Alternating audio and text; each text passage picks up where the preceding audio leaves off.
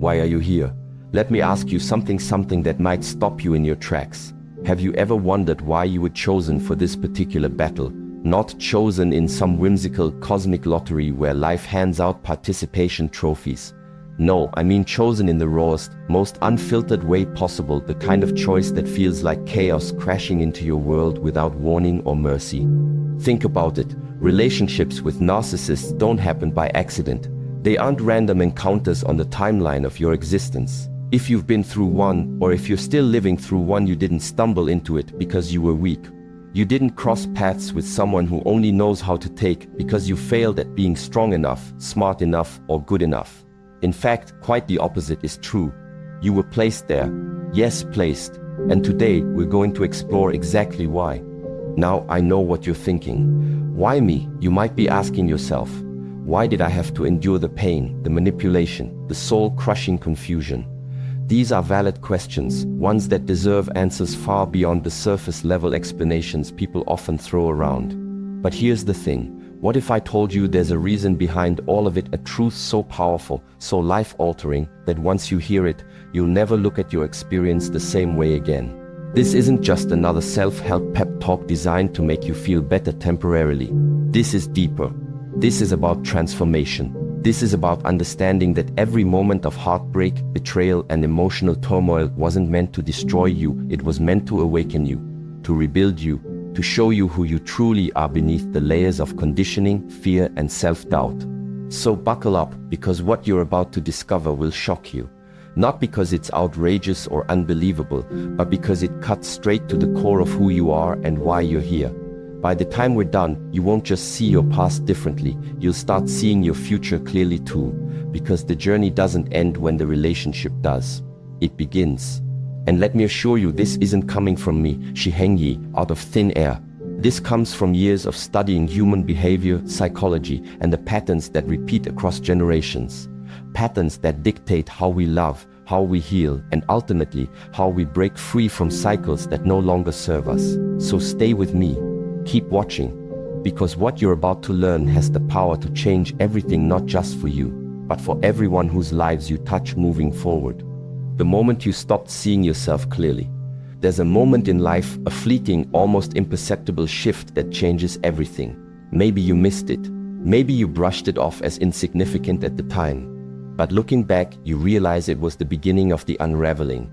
The moment when you slowly started forgetting who you are. It doesn't happen overnight. Oh no, it's much more subtle than that. At first, it's small compromises, putting others' needs ahead of your own. Shrinking yourself to keep the peace, ignoring the whispers of your intuition because they felt inconvenient or uncomfortable. Over time, these tiny acts of self-abandonment add up. They chip away at your confidence, your boundaries, your sense of worth. Before you even realize it, you've handed over pieces of yourself, your voice, your power, your authenticity to fit into someone else's mold.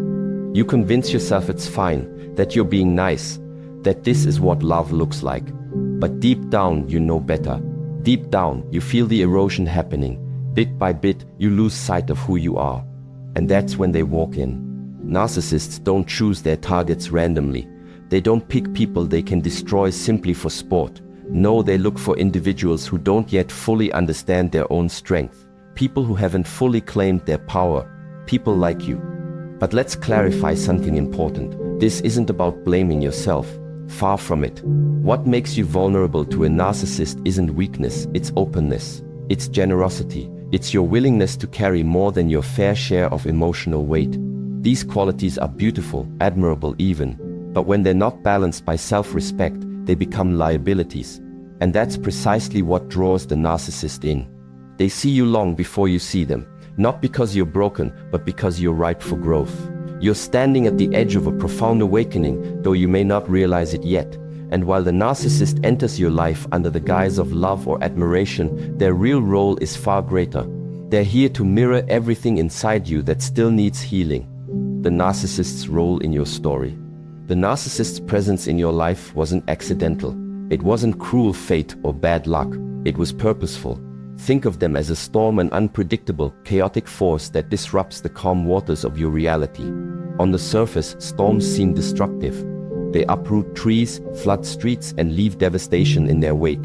But beneath the surface, storms also clear dead wood, nourish parched earth, and create space for new growth. That's what the narcissist does. They expose the cracks in your foundation, the cracks you've been ignoring for years. They shine a light on the parts of you that have been hiding in the shadows. The fear of abandonment, the belief that you're only valuable if you're needed, the discomfort with setting boundaries. All those wounds you buried under layers of "I'm fine" come rushing to the surface. At first, it feels unbearable. You think, why is this happening to me? But here's the twist, it's not happening to you. It's happening for you. Every lie they told, every manipulation they used, every gaslighting tactic they employed, it was all designed to push you to your breaking point. Because sometimes breaking is the only way to rebuild. And that's the key. The narcissist's role in your story wasn't to love you. It was to wake you up, to show you the areas of your life where you've been settling, to force you to confront the truths you've been avoiding, to teach you that you cannot pour from an empty cup and that filling your cup starts with loving yourself first. The pain was directional, not personal. When things fall apart, our first instinct is to ask, what did I do wrong? We treat pain like punishment, as if the universe is mad at us or we're fundamentally broken. But what if I told you that pain isn't personal? What if I told you that every single moment of heartbreak, betrayal, and confusion was less of a curse and more of a redirection? Because here's what we miss in the middle of the wreckage. When something or someone breaks you down to your knees, it's often because you've been standing in the wrong place for too long. The job you hate, the relationship that drains you, the patterns that wear you out, they become comfortable prisons. You settle. You make excuses. You say, it's not that bad. And the universe, life, God, whatever you believe in, looks at you and says, okay, I tried whispers. I tried signs.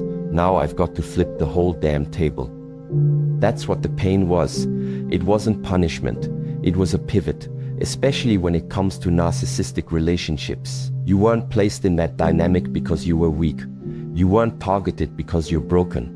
You were there because there was something inside of you that had to be revealed, something you were never going to find while living safe and small.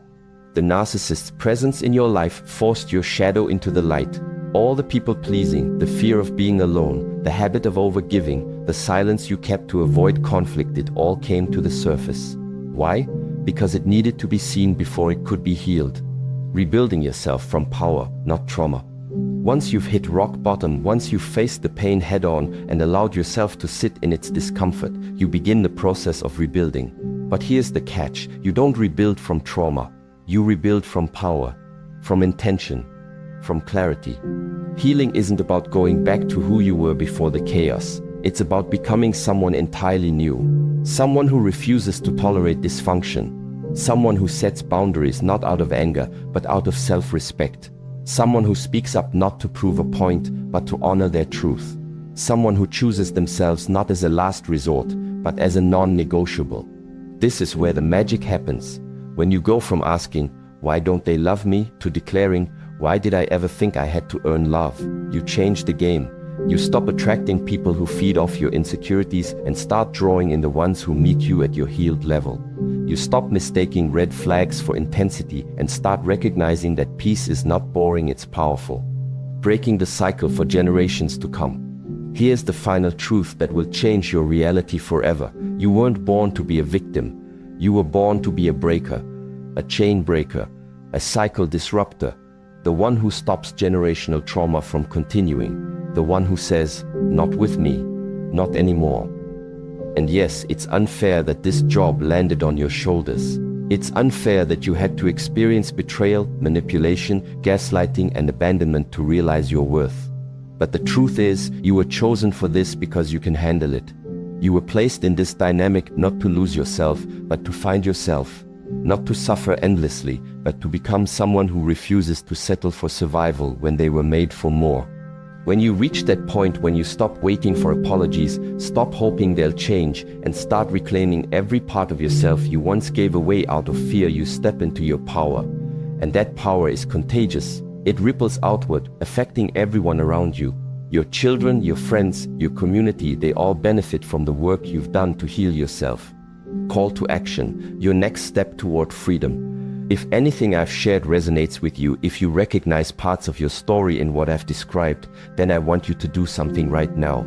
Pause for a second, take a deep breath, and ask yourself this question: what am I tolerating in my life that no longer serves me? Write it down, say it out loud, acknowledge it, because awareness is the first step toward change.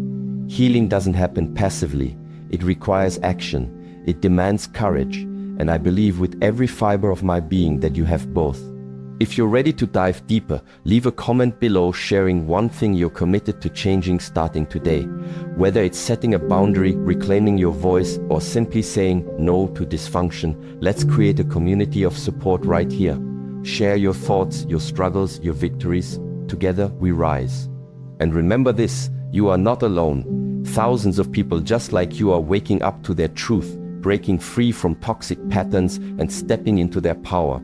Will you join them? The choice is yours. Make it count.